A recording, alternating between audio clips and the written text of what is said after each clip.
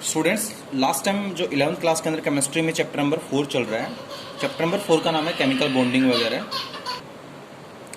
Student, last जब class के अंदर मैंने आपको याद होगा फजन्स ला करवाया था। मैंने कहा था फजन्स ला या फजन्स रूल होता है वो हमारी हेल्प करता है to determine the compound is more covalent. या तो कंपाउंड क्या है ज़्यादा कोवलेंट है या फिर कंपाउंड क्या है ज़्यादा आयनिक है। इसके आइडेंटिफिकेशन में हमारी क्या करता है फजन्स ला हेल्प करता है। तो ठीक है, फजन्स ला कोवलेंट और आयनिक कंपाउंड की डिटर्मिनेशन में हेल्प करता है। क्या कहता है, बस 3 पॉइंट याद रखना कि स्मॉल द साइज ऑफ कटाइन, कि कटाइन का साइज जितना क्या होता है बेटा स्मॉल होता है। सेकंड क्या कहता है, large the size of anion, anion का साइज जितना क्या होगा लार्ज होगा। और थर्ड पॉइंट होता है मोर चार्ज, चार्ज जितना क्या होगा ज़्यादा होगा। मतलब 3 point, smaller the size of कटाइन, larger the size of anion and more will be the charge. उतना ही ज़्यादा क्या होगा बेटा पोलराइजेशन, उतना ही ज़्यादा क्या होगा पोलराइजेशन होगा। और केमिस्ट्री कहती है जितना ज़्यादा पोलराइजेशन होगा उतना ही ज़्यादा क्या होगा बेटा कोवलेंट करैक्टर होगा। तो दिए गए कंपाउंड में उतना ज़्यादा कोवलेंट करैक्टर होगा।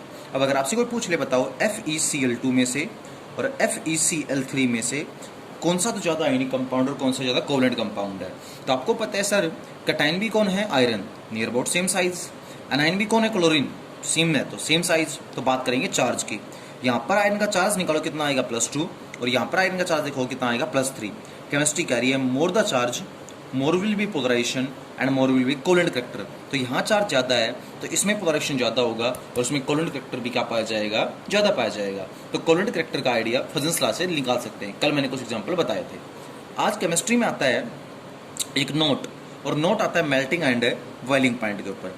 क्या स्टूडेंट्स आपको पता है मेल्टिंग और बॉइलिंग पॉइंट क्या होता है? तो चलो बात करते हैं। केमिस्ट्री कहती है कि अगर मेरे पास क्या है कोई सॉलिड है, तो सॉलिड वो होता है जिसके पार्टिकल्स आपने 10th या 9th क्लास में पढ़े होंगे क्लोजली पैक्ड होते हैं। मैंने तो यहाँ बीच में स्पेस छोड़ दिया, सॉलिड के पार्टिकल्स के बीच में बिल्कुल भी स्पेस नहीं होता है और सॉलिड वो होता है जिसके पार्टिकल क्लोजली पैक्ड होते हैं। साथ साथ बताया भी गया होगा आपको 10th या 9th क्लास में, तो सॉलिड के एटम्स के अंदर या पार्टिकल्स के अंदर जो फोर्स ऑफ अट्रैक्शन वो भी क्या होता है स्ट्रॉन्ग होता है काफ़ी।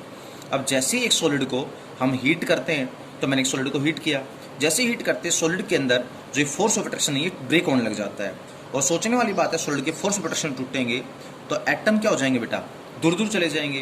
केमिस्ट्री कहती है फोर्स ऑफ अट्रैक्शन टूट गए, एटम अगर दूर दूर चले गए तो ये किस में कन्वर्ट हो जाएगा लिक्विड में कन्वर्ट हो जाएगा।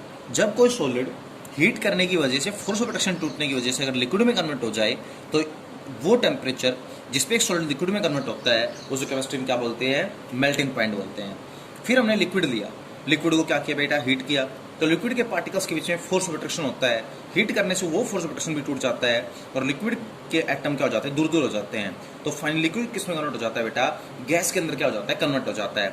और जिस टेम्परेचर पर लिक्विड गैस में कन्वर्ट हो जाता है उस टेम्परेचर को क्या नाम दिया जाता है BPT का मतलब बॉइलिंग पॉइंट का नाम दिया जाता है। तो ये क्या है आपका melting point and this is known as boiling point. Melting point वो टेम्परेचर जिस पे सॉलिड लिक्विड में कन्वर्ट होता है और बॉइलिंग पॉइंट वो टेम्परेचर जिस पे लिक्विड क्या होता है बेटा गैस में कन्वर्ट होता है, उसको क्या बोलते हैं केमिस्ट्री में बॉइलिंग पॉइंट बोलते हैं। चलो इतना तो आपने लिक्विड और मेल्टिंग बॉइलिंग पॉइंट के बारे में बता दिया।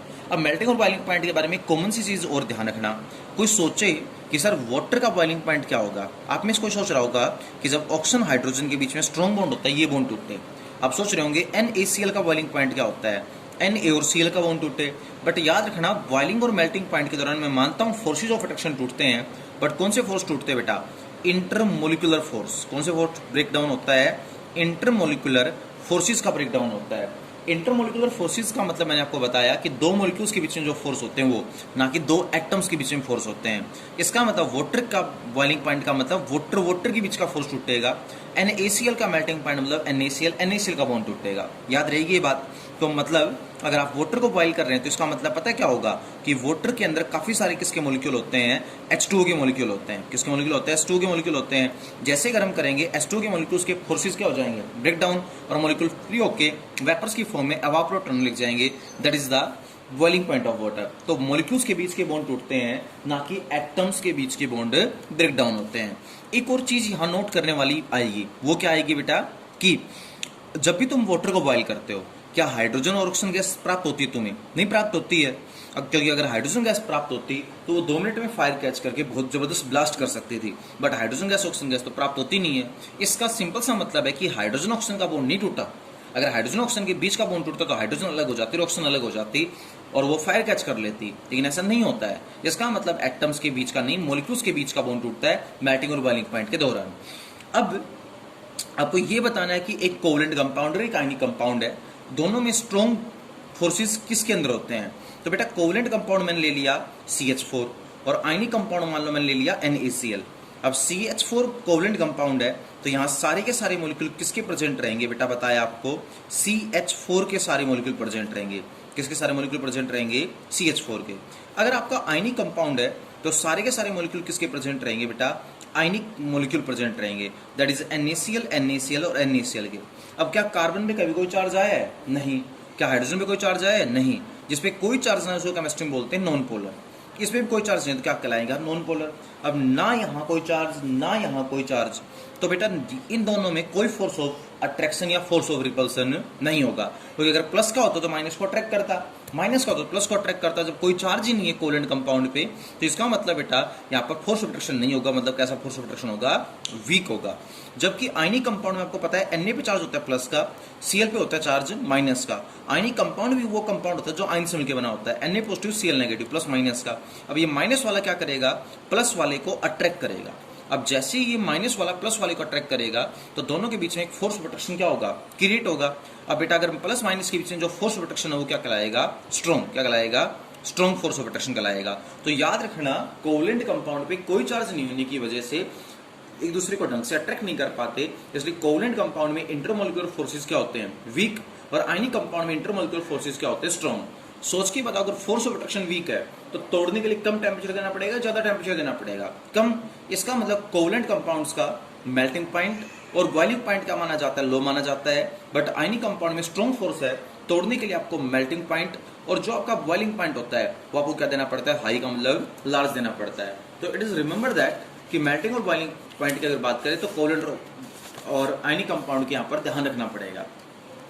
तो पेपर में अगर आपसे किसी ने क्वेश्चन पूछ लिया, क्या क्वेश्चन पूछ लिया पेपर में कि सर ये बताइएगा मेरे पास एक तो कंपाउंड है FeCl2 और एक मेरे पास कंपाउंड है FeCl3, सोच के बताओ दोनों के अंदर किसका मेल्टिंग और बॉइलिंग पॉइंट ज्यादा है, किसका कम है। तो बेटा FeCl पे चार्ज आता है -1 और Fe पे चार्ज आता है +2। Cl पे चार्ज क्या आता है -1 और Fe पे चार्ज कितना आता है +3। सोच के बताओ अगर यहाँ चार्ज कम है तो फजन्स लॉ क्या कह रहा है, याद है, smaller the size of cation, larger the size of anion and more will be the charge, more will be the covalent character. इसका मतलब FeCl2 में कोवलेंट करैक्टर ज्यादा है और FeCl2 में कौन सा करैक्टर ज्यादा है, आयनिक करैक्टर ज्यादा है। 5 मिनट पहले कहा था आयनिक कंपाउंड किससे मिलकर बने होते हैं, आयन से मिलकर बने होते हैं। और आयंस के अंदर कैसा फोर्स होता है, स्ट्रॉन्ग इंट्रोमोलिकुलर फोर्स होता है, मॉलिक्यूल्स के बीच में स्ट्रॉन्ग फोर्स होता है। स्ट्रॉन्ग को तोड़ने के लिए क्या देना पड़ेगा, ज्यादा टेम्परेचर। इसका मतलब इस वाले का तो मेल्टिंग और बॉइलिंग पॉइंट क्या होगा, हाई, जबकि इस वाले का मेल्टिंग और बॉइलिंग पॉइंट आप समझ गए होंगे वीक फोर्स होने के कारण लो होगा। ठीक है, किसी ने पूछा बताओ LiCl में से और LiBr में से ये दो कंपाउंड है, किसका मेल्टिंग और बॉइलिंग पॉइंट हाई और किसका मेल्टिंग और बॉइलिंग पॉइंट लो। तो सुनो ध्यान से, लिथियम क्लोराइड की अगर बात की जाए तो लिथियम पे चार्ज प्लस का आता है, क्लोरीन पे माइनस का। लिथियम पे चार्ज प्लस का और क्लोरीन पे चार्ज क्या आता है, माइनस का। देखो कैटायन तो दोनों जगह लिथियम है तो कैटायन का साइज तो सेम है। एनायन यहाँ कौन है, क्लोरीन, और यहाँ पर एनायन कौन है, ब्रोमीन। तो मैंने क्या पढ़ा रखा है, larger the size of anion more will be the polarization and more will be the covalent character. तो तुम बताओ क्लोरीन का साइज लार्ज होता है, ब्रोमीन का साइज लार्ज होता है। तो आपने पढ़ा होगा 3rd चैप्टर में फ्लोरीन, क्लोरीन, ब्रोमीन और आयोडीन। जब भी आप टॉप टू बॉटम मतलब ऊपर से जाते हैं, ब्रोमीन का साइज क्या होता है, लार्ज। तो इसका मतलब ब्रोमीन का साइज क्या होगा, बड़ा होगा। 3rd चैप्टर में पढ़ चुके हैं ये आप, ठीक है, साइज वाली प्रॉपर्टी में। तो ब्रोमीन का अगर साइज लार्ज होगा तो फिर फजन्स लॉ की बात करो।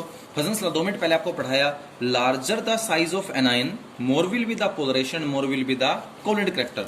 तो इस एनायन ब्रोमीन का साइज लार्ज है तो यहाँ पर क्या होगा बेटा, पोलराइजेशन ज्यादा होगा और यहाँ पर कोवलेंट करैक्टर भी क्या होगा, ज्यादा। अगर यहाँ ज्यादा कोवलेंट करैक्टर है तो बचा हुआ कंपाउंड आपका क्या कहलाएगा, आयोनिक कहलाएगा। सही बात है, गलत बात है, तो बचा हुआ कंपाउंड क्या कहलाएगा, आयोनिक कहलाएगा। ठीक है, अब ध्यान देने वाली बात है, 2 मिनट पहले बताया था कि अगर आयनिक कंपाउंड तो क्या होंगे, आयंस होंगे।